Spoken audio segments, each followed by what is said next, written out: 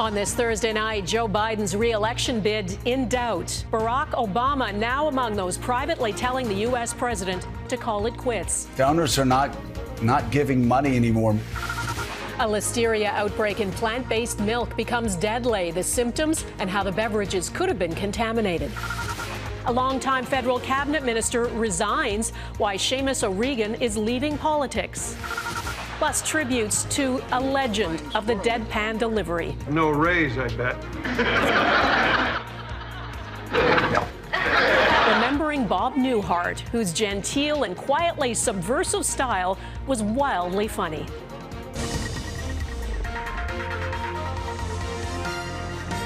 Global National with Donna Friesen. Good evening and thanks for joining us. The pressure is building on U.S. President Joe Biden, sidelined by COVID-19, to drop out of the race for president. Each day, more influential Democrats are said to be telling Biden privately that he needs to step aside for the sake of the party.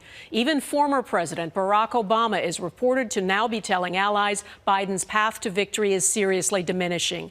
The decision is in part being made for him. Wealthy donors are backing away. And as Eric Sorensen reports in our top story, close friends who love Biden are now telling him he can't win. He was Barack Obama's vice president. Obama's opinion matters to Democrats. And according to the Washington Post, Obama has told allies Biden's path to victory has greatly diminished and that he needs to seriously consider the viability of his candidacy. One day after Biden shuffled slowly onto Air Force One, now diagnosed with COVID, there are also reports Biden is becoming more receptive to stepping aside. Publicly, he's maintained he's still in. Look, 14 million people voted for me to be the nominee in the Democratic Party, okay? But top Democrats Nancy Pelosi and Chuck Schumer have reportedly had candid talks with him. Even vocal supporters like the hosts of Morning Joe are changing their tone. Donors are not giving money anymore, Mr. President. Pointing out that major fundraisers say cash is drying up and that polling shows 65% of Democrats say Biden should withdraw. Those are numbers you just can't get past. Joe Biden wouldn't be the first incumbent to bow out. Two Democratic presidents, Harry Truman in 1952 and Lyndon Johnson in 1968, became very unpopular, recognized it, and dropped out months before the election. I will not accept the nomination of my party for another term as your president. Truman was replaced by Adlai Stevenson, Johnson by his vice president Hubert Humphrey.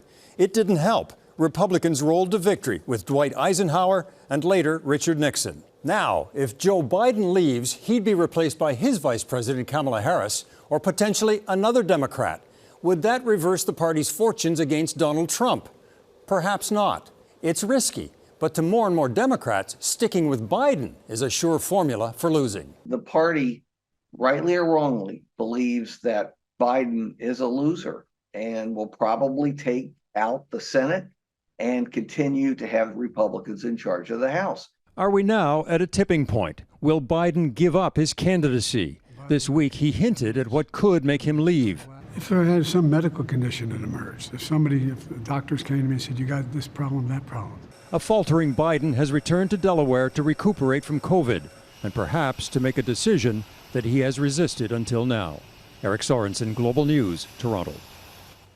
Well, Democrats may soon lose their leader. Republicans are all in with former President Donald Trump. He is set to rally the party tonight at its national convention in Milwaukee when he officially accepts the party's nomination. There, of course, has never been any doubt the Republican Party is Trump's party now. Our Washington Bureau Chief Jackson Proskow is in Milwaukee. Jackson, is he going to be speaking to Republicans tonight or trying to appeal to the whole country? Well, Donna, officially, the message is supposed to be to the entire country in a speech that Trump drafted after that attempted assassination on Saturday. But given the tone of speakers we've heard at the convention over the past few days, it's not clear that the party is actually expanding its reach. Days after surviving an assassination attempt, Donald Trump will attempt to convince his party and his country that he is now a voice for all Americans. He says he rewrote his acceptance speech himself after that near miss. What should we expect from your father tonight? It's going to be a beautiful speech. A really, really beautiful speech. I'm proud of it. I saw a lot of it. It's super positive. His country needs help, and he's the guy to do it. And I've never been more proud of a person in my life than what he's had to go through in the last week. It's safe to say Americans have never been more divided and Republicans more united.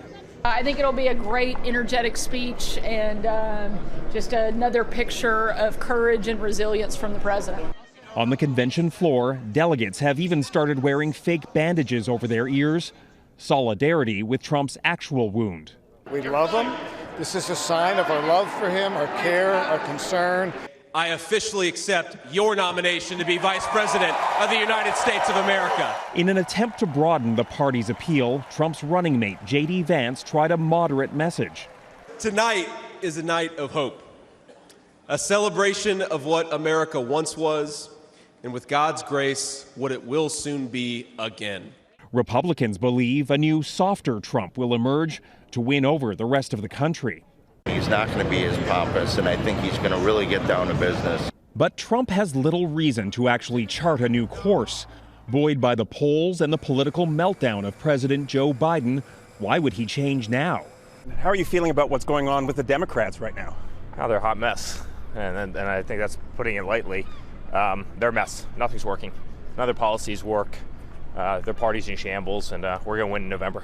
God bless you. As Trump makes it official, his party is already bracing for a possible matchup against Kamala Harris, arguing her record is tarnished by her time at Biden's side. Jackson, Donald Trump's wife Melania hasn't been seen campaigning with her husband in a long time. Is that going to change tonight in Milwaukee? We are expecting her to make an appearance here in the crowd tonight, but not to speak, along with Trump's daughter Ivanka. Really, though, the tone of the speakers tonight is sort of classic MAGA, classic Trump movement, not broadening the tent. Speakers include everyone from Hulk Hogan to Tucker Carlson, and Trump himself will be introduced by the CEO of UFC, perhaps a nod to his fighter status, at least the chant he gave after that attempted assassination attempt. Quite the lineup. Jackson Proskow in Milwaukee, thanks. 2 Canadians have now died after a Listeria outbreak in some plant-based beverages. At least 9 people have been hospitalized. Earlier this month, more than a dozen plant-based drinks sold under the brand names Silk and Great Value were recalled. Heidi Petracek explains what consumers need to know. These customers are relieved to know recently recalled products aren't being served at this cafe after they had to throw what they had at home out. I was pretty, not shocked, but a little bit just because I had switched to that product. 18 beverages under the Silk and Great Value brands were recalled last week. Almond, oat, coconut, and cashew milks linked to a dozen cases of listeriosis so far, an illness caused by Listeria bacteria in contaminated foods. Ontario has confirmed 2 people there have died. Anyone would be susceptible to even a mild infection if they did consume a contaminated food item. Listeriosis symptoms include gastrointestinal discomfort, fever, nausea, and vomiting. It can be particularly serious for seniors and people with compromised immune systems. Pregnant mothers and their unborn children also at risk. The Public Health Agency of Canada urges Canadians to immediately throw out the products. Those recalled products have a specific product code. That code is 7825, and it's right beside the best before date on the product. The Canadian Food Inspection Agency is trying to determine how the contamination happened. The parent company for Silk says its recalled beverages come from a third-party plant in Ontario, adding, Danone has also preventatively halted all production and shipments coming from this facility until further notice to carry out a thorough investigation. If not a breakdown in the heat treatment, it's possible that there was some kind of contamination after the heat treatment when the containers were being filled. More products could be recalled as the Canadian Food Inspection Agency investigates. Heidi Petracek, Global News, Halifax. There's a bit of a shakeup in the top levels of the federal government. Seamus O'Regan, the Minister of Labour, is leaving cabinet and will not run in the next election. O'Regan has been an MP from Newfoundland and Labrador for 9 years. He has long been a close friend of Prime Minister Justin Trudeau. David Aiken is with me from Ottawa. David, is this purely a personal decision, or could there be politics at play here? Well, I think it's purely personal. In fact, I was talking to Minister Reagan today, and he tells me it is simply time, after 9 years as an MP, to put family first. His dad recently passed away. His mother's a bit older. He wants to be home in St. John's. Now, filling his position as Minister of Labor should be pretty simple and easy. Cabinet Minister Karina Gould is returning from parental leave, and she is likely to take that labor portfolio, or, this is a little bit less likely, she would resume her duties as government House Leader, and the temporary government House Leader, Stephen McKinnon, moves to Labor. But either way, that's going to be it. Shuffle tomorrow at Rideau Hall, or a swearing in at Rideau Hall. And then after that, Trudeau will hold his first cabinet meeting since that Liberal loss in Toronto St. Paul's. And after that, we expect the Prime Minister to begin his summer vacation. Donna? Okay, and David, there is news tonight, too, about Foreign Affairs Minister Melanie Joly. She is in China, the first visit there by a high-level Canadian politician in about 7 years. What can we read into this? Yeah, it's being positioned by both sides really as a beginning, a first step to a warm-up of what it really is an ice-cold relationship. I think this is a good time for a joint meeting, and there are things like environmental protection, climate change, health, where we have a lot in common and can collaborate. Relations have been in a deep freeze since 2018, when Canada arrested Chinese business executive Meng Wanzhou at the Vancouver International Airport. A furious Chinese government then arrested the two Michaels. They would be released in 2021, but by then, there were allegations of Chinese foreign interference, including attempts by Chinese officials to bully Canadian politicians like New Democrat Jenny Kwan and Conservative Michael Chong. Chong, in fact, encouraged Joly Thursday to bring up foreign interference, even though China wants to hear nothing about it. They would like Canada to downplay our investigations into foreign interference. They say that China doesn't interfere. Well, we have ample proof that they do. And so I think that's going to be a hard sell for Joly. Joly, in a statement, was mum on specific agenda items, saying only, quote, "We must maintain open lines of communication and use diplomacy to challenge where we ought to, while seeking cooperation in areas that matter most to Canadians." But we do know Canada wants the Chinese government to allow Chinese tour groups to once again be able to visit Canada. They cannot right now. And China wants to find a way to sell cheap, made-in-China electric vehicles here. Now, it's a short visit, just 1 day, and then Joly heads to Japan. Donna. Hi, David Aiken in Ottawa tonight. Thanks, David. Another federal cabinet minister is angry about what vandals did to his constituency office in Montreal. Mark Miller, who is Minister of Immigration, Refugees and Citizenship, calls it a criminal act and says his office and local staff have been repeatedly targeted by protesters angry about Israel's attacks on Gaza. Mike Armstrong reports. This is something that's happening almost daily. Pro-Palestinian protesters outside Mark Miller's riding office. The difference on this day was what happened to the office overnight. Staff was shaken showing up Thursday morning to smashed windows and paint both outside and inside. Police are reviewing videos from surveillance cameras. There are a lot of damage inside too. So there are a lot of paint, a lot of broken windows, and we're trying to figure out what they used. Now, there is also graffiti on the door, making a disturbing and unfounded accusation, calling Miller a child killer, alongside inverted triangles. That logo is used in Hamas propaganda videos. The red triangle identifies Israeli military targets. It's also being adopted as a symbol by pro-Palestinian protesters. Excuse me. Hi. We're just wondering if we get a reaction to what happened last night. Not from me. While one protester said off camera Miller should expect this sort of thing because he's not doing enough to help Gazans, no one would speak on camera.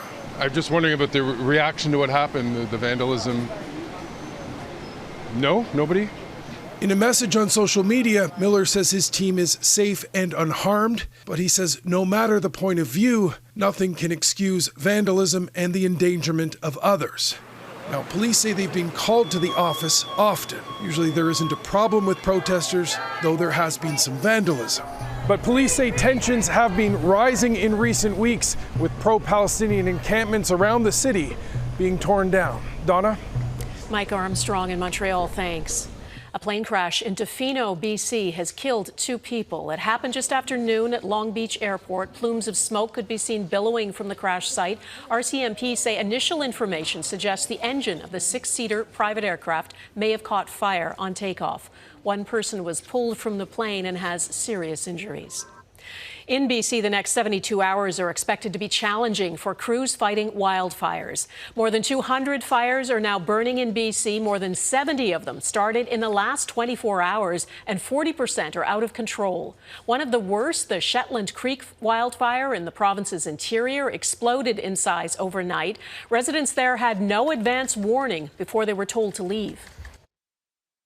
This wildfire has proven to be extremely volatile, and everyone in the area should leave immediately if they have not already done so.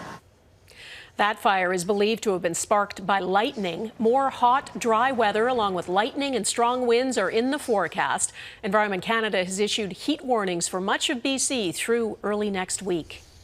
Changing of the guard. Coming up, Canada's new top soldier is sworn in. The challenge is ahead for General Jenny Carignan. Canada officially has a new commander of the armed forces. General Jenny Carignan was sworn in today, becoming the first woman in the top job. And as Mercedes Stevenson reports, she's got her work cut out for her. It's a change of command for the history books. To lead as Chief of Defense Staff within this great Canadian institution is an honor and a privilege that comes also with an enormous responsibility which humbles me. General Jenny Carignan is the first woman to command the Canadian Armed Forces. Carignan has served in war zones around the world. I would describe her as someone who's competent, someone who's extremely ethical. I think she is strong, she is inclusive, she's a great team builder. Skills she will need in her most difficult posting yet. The military is struggling. Today, outgoing CDS Wayne Eyre warned Canada must get ready to fight. Our military history is one of unpreparedness at the outset of war. A shortage of troops, aging equipment, and growing national security threats all plague the forces. I think Canadians need to understand that if we are not ready, we might not be able to react appropriately in defense of them. The lack of readiness concerns Carignan, who says Canada has about 5 years to get ready to meet long-range threats from Russia and China. We have big oceans, we had a very deep frozen Arctic, and that has historically shielded us well from many threats. Not so much anymore. General Carignan commanded combat engineers in Afghanistan. They drove vehicles like these. You can see the large blade across the front, which was intended to clear hazards and objects in the path of soldiers out of the way so that troops could safely follow behind. The men and women of the Canadian Armed Forces hope she'll be able to do the same for them as Chief of the Defense Staff. Donna? All right, Mercedes, thanks. Crocodile comeback ahead, the discovery in Cambodia that's bringing new hope for an endangered species.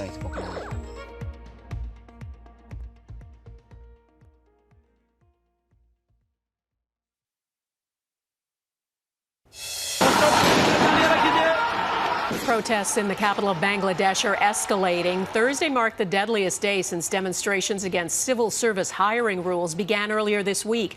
At least 25 people have been killed in scuffles with police, hundreds more injured.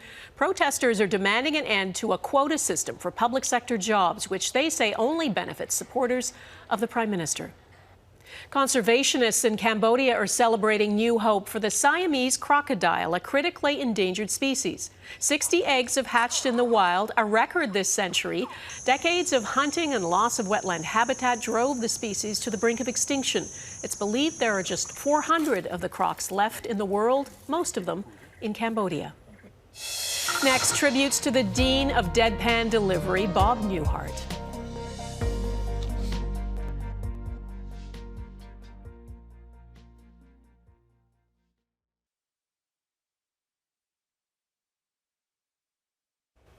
Bob Newhart once said the only way to survive is to have a sense of humor. Today, his publicist announced he has died in Los Angeles at the age of 94. Those who worked with Newhart say it's hard to explain how important he was to every comedian and comedy writer who came after him. His style was all his own, understated and genteel. He managed to make even one-sided conversations hilarious.